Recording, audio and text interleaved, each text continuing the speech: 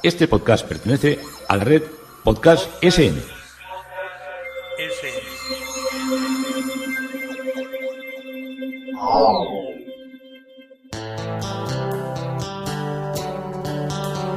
Historia con sentido. Un podcast realizado y presentado por Juan Carlos González.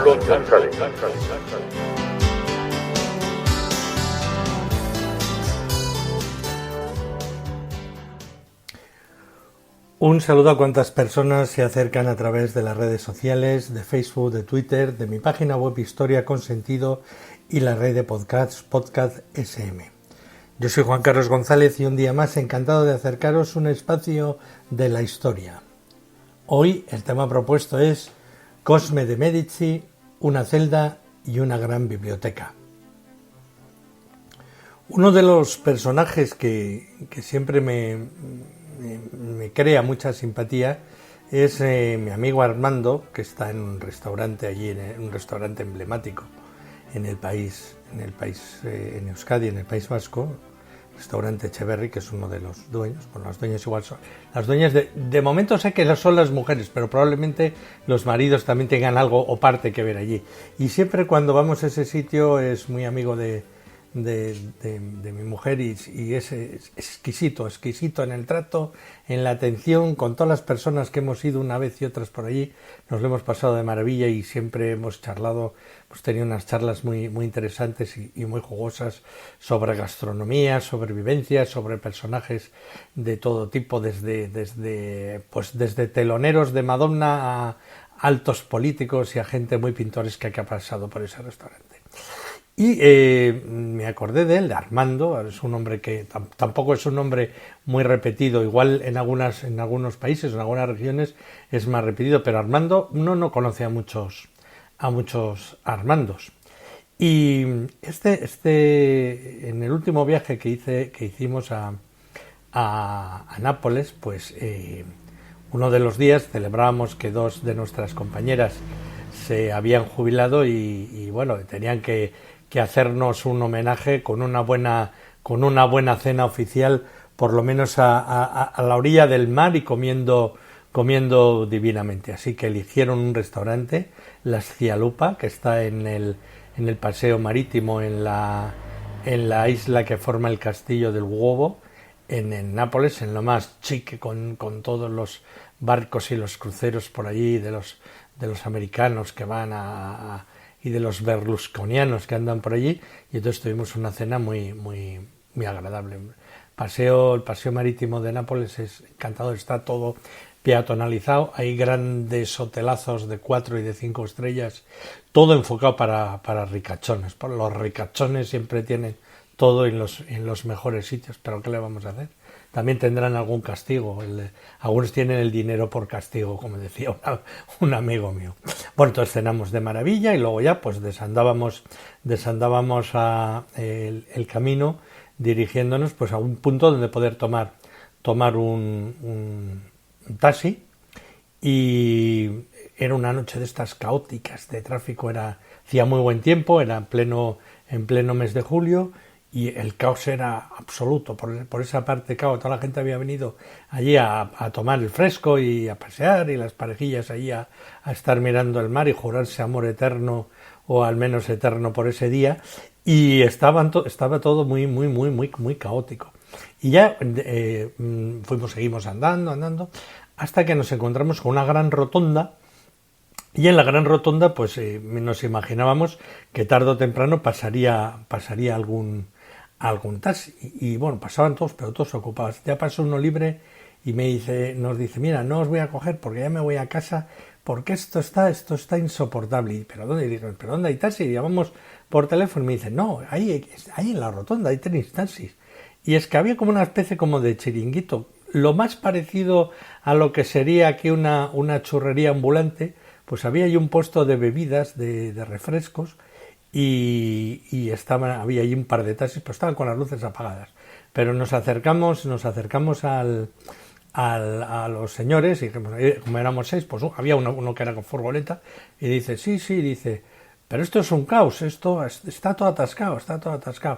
y ya Miquel, que venía con nosotros, este sabe interpretar los gestos de la sociedad y lo vivifica, y le dijo, déjate de rollos, que seguro que conoces algún sitio que dando más vuelta como sea nos vas a poder llevar allí. Dice, pues sí que podemos hacerlo. Y entonces ya nos montamos todos en el coche, y el hombre era un tipo simpatiquísimo, era. Y claro, como dice, pero os voy a llevar por alta montaña. Bueno, no sé si dijo exactamente las palabras de alta montaña. Bueno, nos metió por unas calles, iba a toda castaña, pero iba por allí, por unos desniveles. Parecíamos que íbamos en una montaña rusa, con lo que supuso eso de carcajadas para todos nosotros. Y nada, lo pasamos muy bien, llegamos, nos rimos mucho por los 14, 15 minutos que tardaron, fue un cuarto de hora, porque tampoco en Nápoles las distancias no son muy grandes, y pasamos de toda la fisnería, de todo lo fino, a lo que era el barrio canalla de donde nos encontrábamos nosotros, que era en la parte vieja de Nápoles. Y antes de tomar un taxi en esa rotunda, había un pedazo de estatua que, pues lo típico, vas a la altura baja y ya sabes, pues siempre ves la pintada de Giulio, I love you, Tonia, Angelo, ama a Marietta, pues todas esas pinturas que hay abajo. Pero levanto así la vista para arriba y veo que a quien estaba dedicada esa estatua era a un tal Armando Díaz. Y digo, uy, pues esto es absolutamente hispánico y tal. Y arriba del todo había un militarote. Y digo, esto será un general. Pero Armando Díaz, esto no, los Díaz no me sonaban a mí a muy napolitano.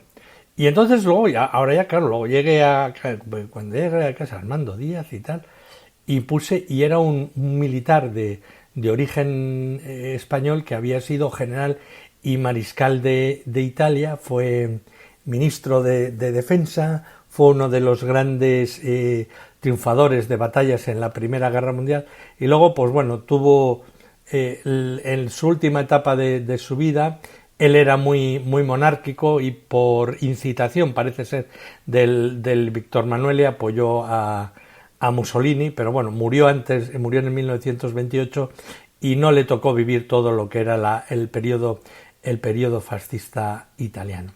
Y estaba mirando yo todo esto del Armando Díaz, y dije yo, pues yo había visto, me sonaba lo de Armando Díaz, me sonaba dije yo, ¿dónde he visto esto? ¿Dónde he visto yo esto? ¿Dónde? Armando Díaz.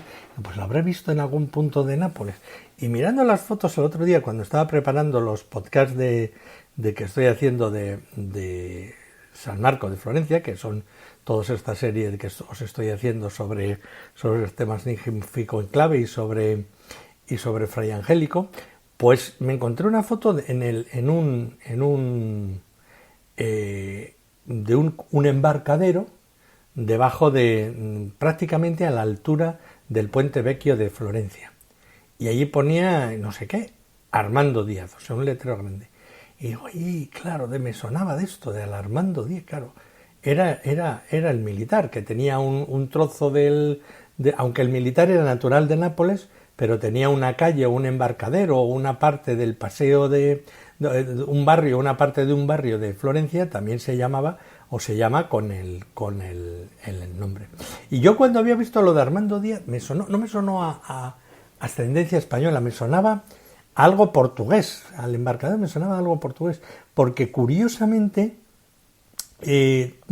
las grandes compañías de aquataxis de Venecia, estoy mezclando Venecia, Florencia, Nápoles, estoy hablando de los tres sitios a la vez, y de Zumarraga en Guipúzcoa, en Venecia la mayoría de las compañías que tienen aquataxi, no así las góndolas, al menos el mundo de las góndolas lo desconozco más, el de los aquataxis son todo de familias portuguesas, con apellidos portugueses, Chávez, González, todas cosas así. Me llamó la atención y le pregunté una vez, digo, pero esta compañía es, sí, me dijo uno, dice, los que se quedaron aquí con los taxis de estos de agua fueron muchos portugueses que vinieron aquí de migrantes y luego fueron comprando aquataxis y tienen grandes flotillas de 8, 10, 15, 20 aquataxis para moverse por Florencia. Entonces yo lo había asociado con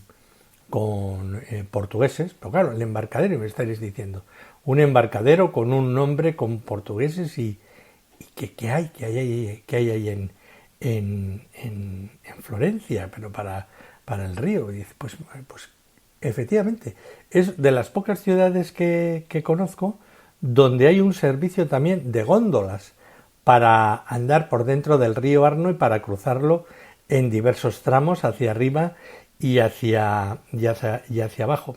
Se trata de unos barchetos que se llaman, que eran en los pequeños botes tradicionales que se empleaban para llevar arena.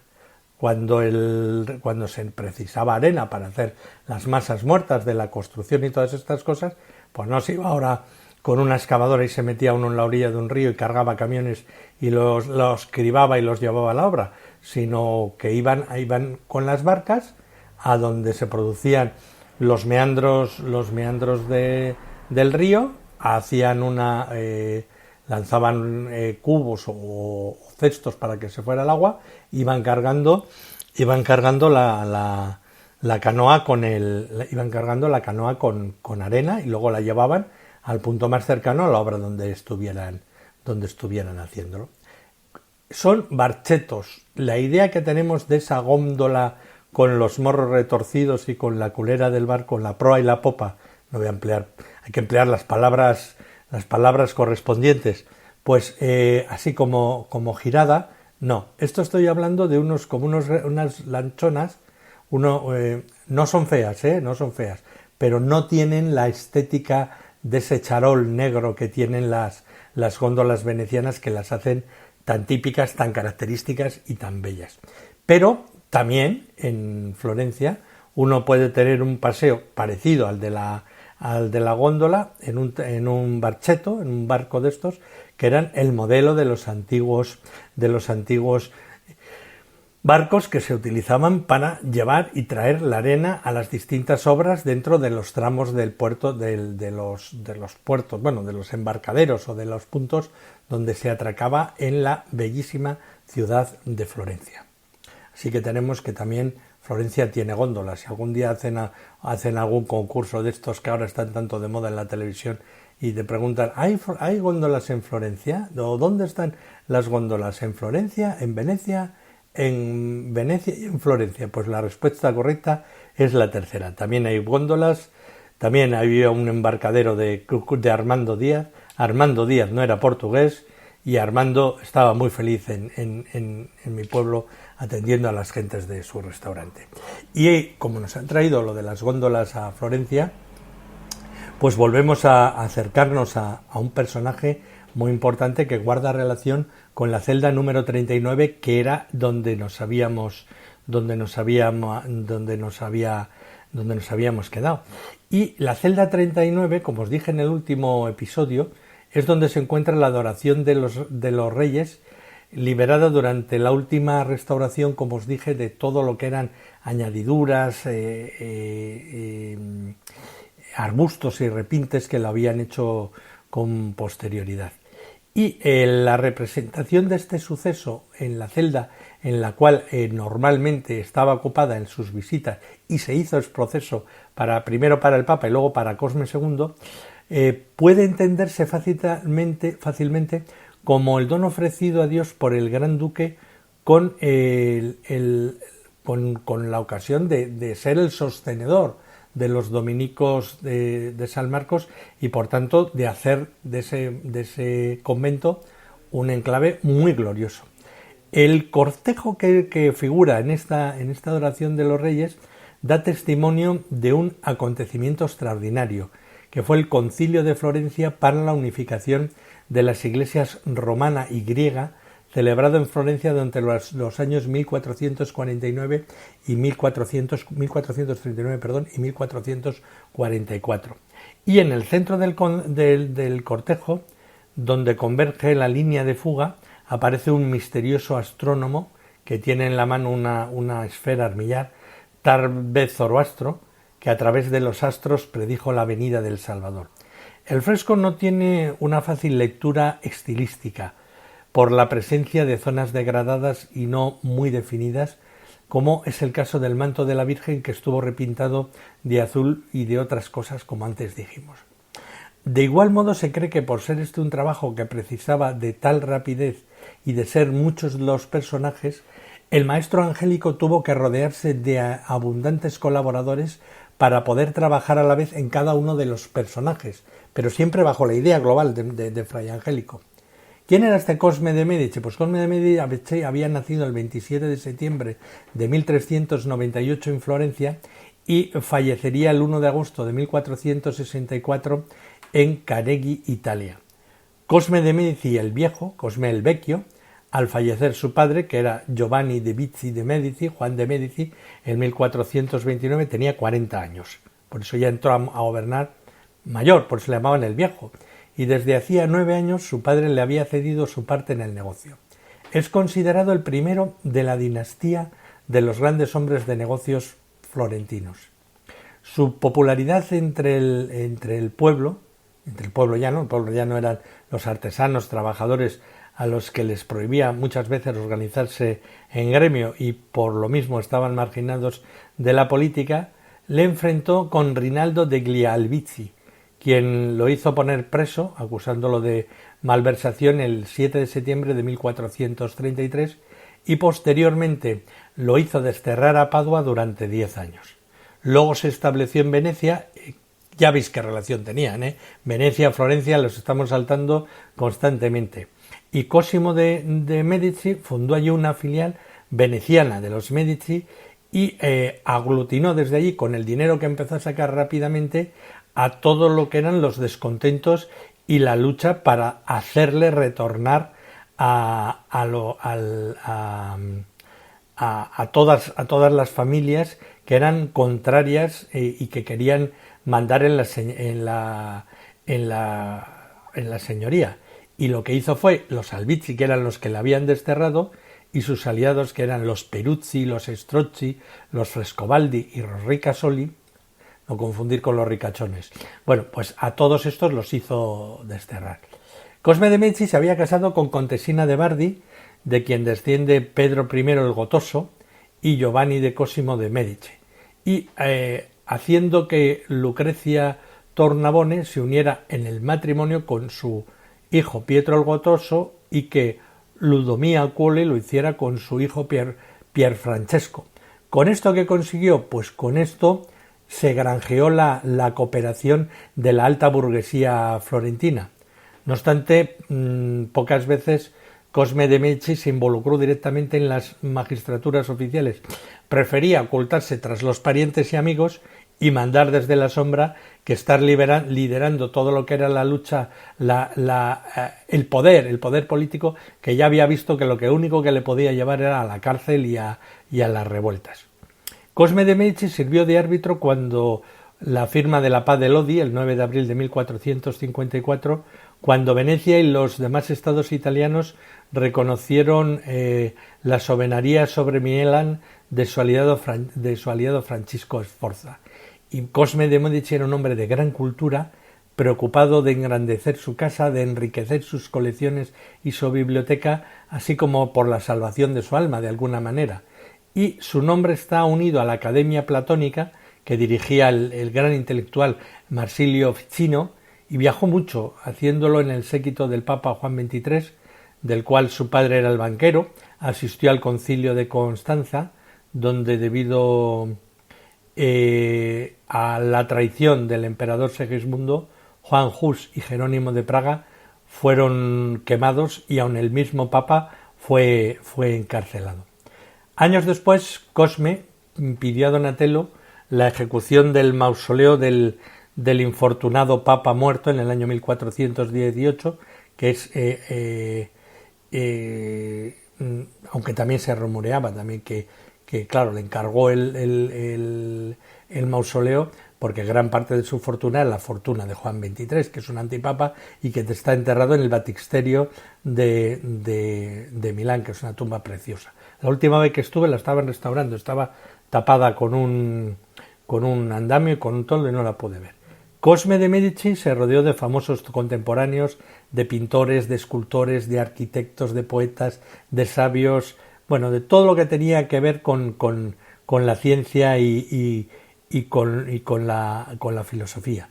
Y cumplidos los 70 años, Cosme se separó del poder y de sus implicaciones, dedicándose a potenciar las actividades culturales, que en el fondo era lo que le gustaba. Y mientras, como os decía, se estaba celebrando antes el Concilio de Florencia, que es el único que se ha celebrado con la intención de ser un concilio de reunificación. Fue iniciado en Ferrara el 8 de enero de 1438 y se trasladó a Florencia en 1439 y a Roma en 1444.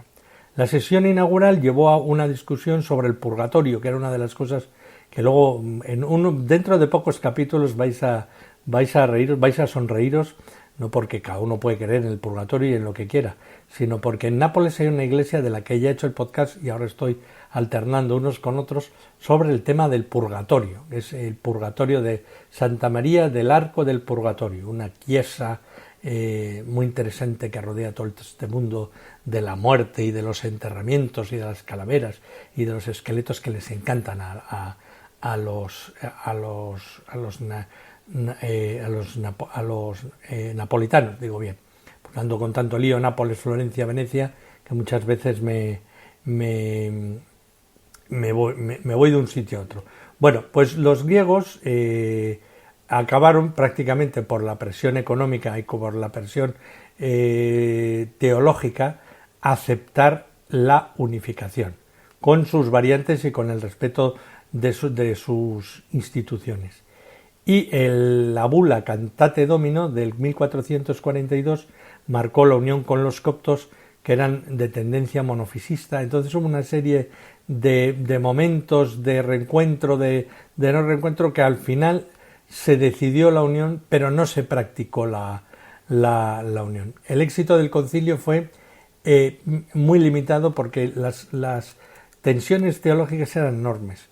Y en Oriente su nombre provocaba todavía muchas reacciones negativas, pero en Occidente condujo a un renovado interés por todo lo que era la teología, la espiritualidad oriental, de los padres orientales, de los santos del Oriente, y entonces se produjo un interesante acercamiento en pleno inicio, en los albores del Renacimiento, de todo lo que eran los personajes de la Iglesia oriental, que se fusionaron en gran parte con los de la Iglesia occidental. Por eso hay tanto santo de Oriente que en esta época entra de lleno como titulares de muchas iglesias, sobre todo venecianas, algunas florentinas, y de lo que era la costa o la zona oriental de la península italiana. La celda número 40 es la crucifixión de las Santas Mujeres, Santo Domingo y el Centurión. Es el primero de los 4 frescos con el tema de la crucifixión pintado en esta parte del corredor, y en cuyo desarrollo se sitúan las escenas más dramáticas del momento final de Jesús. Siguiendo los evangelios de Lucas y de Juan, desembocan en una postración de Santo Domingo en el suelo del Calvario, uniéndose en oración a tan alto dolor.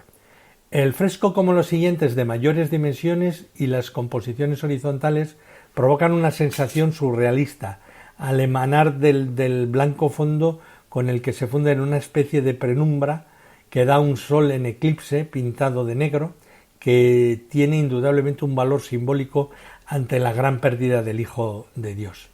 El acento está puesto sobre todo en el dolor de María, sujetada por María de Magdalena y María de Cleofás, y dicho abatimiento parece provocar la admiración, la adoración y la intensa piedad de 2 centuriones arrodillados a la derecha que miran a la cruz. El énfasis emotivo de la escena se incrementa con la figura postrada, como os digo, tumbada de Santo Domingo, con un gesto correspondiente al segundo modo de orar de este tratado que reflejaban los modos de orar de los dominicos, y es la postración que nos presentaría el deseo del penitente por las propias culpas. Es uno de los cuadros más difíciles de valorar por su deterioro, por las pérdidas de color. Lo que es claro es que es el desarrollo escénico horizontal, alargado y sintético, que nos acerca a la poética creativa del maestro Angélico, aunque probablemente parte de la ejecución fue delegada en Benozzo Gozzoli, del cual ya vimos en un podcast anterior el gran influjo y la gran creación que tuvo en estas celdas. La celda número 21 es la crucifixión con María Magdalena, Santo Domingo y en el momento de aproximar la estopa a Cristo. El fresco representa el momento de la crucifixión y cuando Jesús pide agua, y María y la Magdalena están genuflexas de rodillas y son representadas en una en oración y otra en dolor. No es de las trazadas ni pintadas y probablemente es atribuida a un colaborador, tal vez Benozzo Gozzoli. La celda número 42 es la crucifixión con María Marta, Santo Domingo y un anciano santo, y representa la lanzada. El fresco recoge el momento de la crucifixión cuando el centurión Longinos atraviesa el pecho de Jesús con la lanza del costado, y Marta y María están rotas de dolor ante la muerte ya clara de Jesús, la primera, y Marta da la espalda al espectador y la segunda llora desconsoladamente ocultando su rostro. Santo Domingo ora con las manos juntas, en otro modo de orar, y la alta calidad de la obra y el desarrollo horizontal sí que nos da un perfil propio de la mano del maestro Angélico prácticamente al completo. La celda número 43 es la crucifixión con María Magdalena, San Juan y Santo Domingo, y la atención del pintor aquí se concentra sobre el dolor de María, que casi vence. Ese dolor vence a María, que en su sufrimiento mira desconsolada al suelo del Calvario, y completa la escena la Magdalena y San Juan contemplando también ese momento y entendiendo aquello de lo que Jesús pronunció, de ahí tienes a tu hijo, ahí tienes a tu madre. El gesto de ambos parece como que perdurará en la existencia de Juan mientras viva. Juan se sitúa justo detrás de la imagen de la Virgen, que está como desplomándose, y parece, aunque no se ven las manos, como si se la sujetara. Y la posición y el vestido de María nos aproximaría a Fray Angélico y el resto de los personajes a Gozzoli. En la celda número 44 es Santo Domingo en oración delante del crucifijo, y se trata de un fragmento de uno mayor con la temática de orar ante la cruz. Solo queda la figura del santo orando con las manos juntas y alzadas. Donde se sitúa la cruz ahora se encuentra una de las ventanas. En el corredor este o de los clérigos hay en la pala mural del hombre. La visita a los frescos de Fray Angélico se concluye al final del corredor de los clérigos con una sacra conversación llamada Madonna del hombre, sentada sobre un trono cubierto con una fina tela y en un basamento de delicada traza labrada en mármol. Se trata de un fresco de todo particular por la técnica y estilo, probablemente el último que fue pintado por Fray Angélico. La composición presenta un esquema del todo similar al usado en la pala del altar, a témpera sobre madera, y curiosamente el pintor, pese a nuestro desconocimiento, ha pintado a témpera este espacio, pero sobrepintando a un fresco ya existente y que mantiene la uniformidad y semejanza con los resultados cromáticos de las citadas palas, de los citados altares, de los citados cuadros, pero tal vez con un resultado más intenso y a la vez más transparente. La Virgen tiene sentado en sus rodillas al niño, que bendice desde una magistral serenidad, y a ambos lados se despliegan dos filas de santos en un diálogo estéticamente poético. A la izquierda Domingo, que presenta un libro y con su expresión indica fidelidad a la letra, al ser su propio testamento espiritual, y le siguen con la túnica de tratar enfermedades, o sea, vestidos de médicos, Cosme y Damián, protectores de la familia Medici, y completa San Marcos, patrono del convento, que tiene abierto su propio evangelio, A la derecha, Juan Evangelista, Tomás de Aquino, doctor de la Orden de los Predicadores, Lorenzo, patrón de Lorenzo de Medici, mecena y hermano de Cosme, y Pedro de Verona, mártir de la ortodoxia. La relación con la pala pintada en su tiempo para el altar mayor resulta evidente, pero aquí la habilidad compositiva del pintor resulta aún mayor, dada la estrechez del corredor para poder apreciar la obra y tener perspectiva a la hora de mirarlo. Y la modernidad del fresco es desconcertante.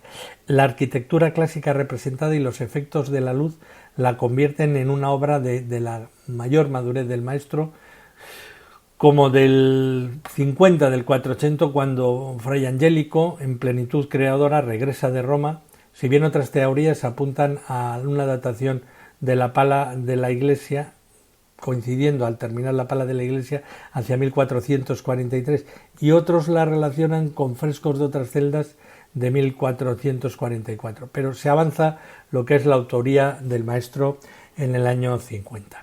A continuación están las celdas de Savonarola, al final del corredor de novicios, y fueron usadas, eran vestuarios, y fueron usadas por Savonarola como oratorio, estudio y celda.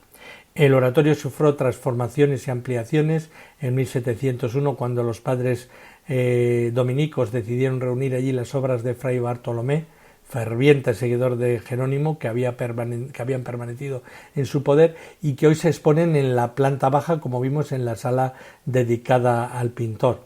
Y fue entonces cuando se encargó a Alessandro Gherardini un fresco obral para el techo que representara la gloria de Santa Catalina, que fue arrancado de la pared en el siglo XIX y ahora colocado sobre la puerta de entrada. Muchas obras llegaron a San Marcos del convento novinico, como hemos ido viendo, de Magdalena a la Caldine, y entre otras el fresco rectangular de la Virgen con el Niño, que fue arrancado junto a la pared correspondiente y hoy se halla en la pared derecha, que es una obra de Fray Bartolomeo. Y durante la musealización del siglo XIX, cuyo objetivo fue ensalzar los espacios por su vínculo con la figura de Savonarola, se colocaron allí dos frescos separados de su enclave, de su ubicación original, que es el Cristo Peregrino procedente del claustro de la Espesa de San Marco, y el de una Virgen con un niño cimbrada, así como inclinada, perteneciente al convento de María Magdalena de Caldine, que se encuentra en el centro de la habitación. Y desde 1873 la habitación capilla aloja también un monumento a Savonarola, esculpido en el año 1873 por Giovanni Dupré, mientras que en el estudio y en las celdas se reunieron objetos que pertenecieron a él, pues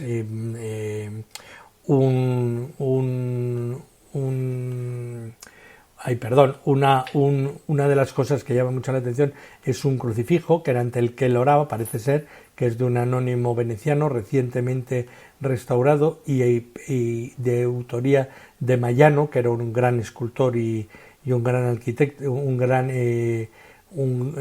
gran representador de la crucifixión.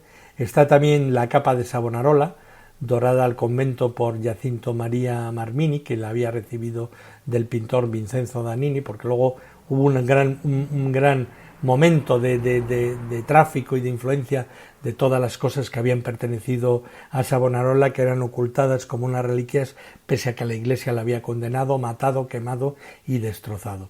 Y hay un cuadro de un pintor florentino de finales del siglo XV que presenta el martirio de Savonarola en la Plaza de la Señoría, repitiendo exactamente, y que es muy interesante porque refleja cómo eran todos los edificios, que en la actualidad prácticamente todos son los mismos y los podemos contemplar cuando nos acercamos a la Plaza de la Señoría.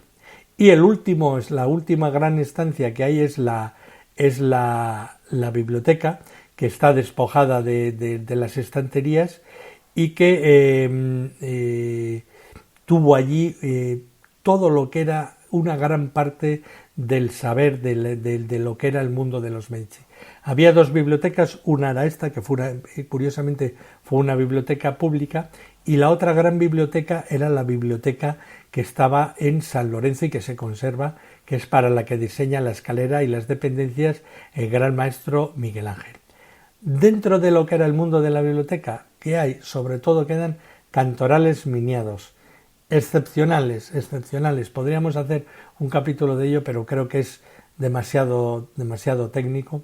Hay, por ejemplo, el Misal 516 de la Anunciación, que es obra de Zanobi Strozzi y de Filippo Matteo de Longini.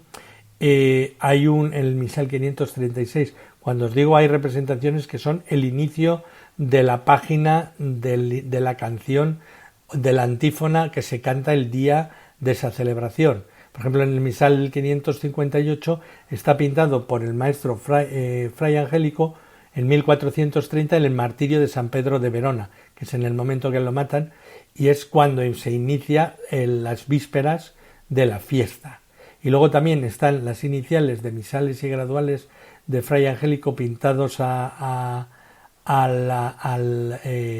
pintados tanto por Fray Angélico y en parte por alguno de sus colaboradores por ejemplo la pesca de Jesús o la Anunciación, que son auténticas obras de arte. También hay un armario donde se ven todos los pigmentos, cómo se hacían los colores, que es muy interesante. Y hay unos cuadros que son representan la escuela del Beato Alejandro Magno, y había otro parejo que representa también la de la escuela de Santo Tomás de Aquino, que son obras de Zanobi Strozzi y que complementaron lo que es la estética de la biblioteca. Luego también hay la sala griega, que era una especie como de estancia secreta o infierno, que estaba destinada a los libros prohibidos y fue realizada por encargo de Cosme Viejo y construida por Michelozzo también.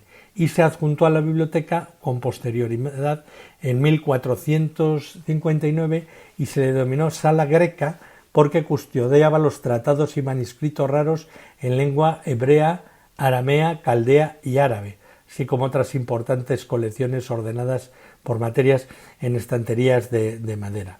En el Settecento las estanterías fueron sustituidas por los armarios ahora existentes, que contienen numerosos códices miniados, algunos de los cuales son los que van rotando por las vitrinas de la biblioteca, y que posee además una excepcional colección de tarros de farmacia procedente de la antigua especiería del convento, con cerámica del siglo XVI, de la denominada manufactura de Montelupo. Y el espléndido techo del 400 fue realizado con madera, imitando a mármol, y con decoración polícroma, y está realizada en colores verde, rojo y blanco, recordado simbólicamente al escudo de los Medici. Y hasta aquí nos ha traído Cosme de Medici, una celda y una gran biblioteca. Y con esto cerramos los episodios dedicados a San Marco de Florencia, o San Marco de Firenze, para nosotros San Marcos de Florencia. Una gran iglesia, un gran convento, un gran claustro y sobre todo una excepcional presencia de Fray Angélico. Un enclave en Florencia sin el cual es muy difícil entender quién fue este magnífico autor. Esto es Historia con Sentido. Yo soy Juan Carlos González y encantado de poderos acercar una parte de la historia.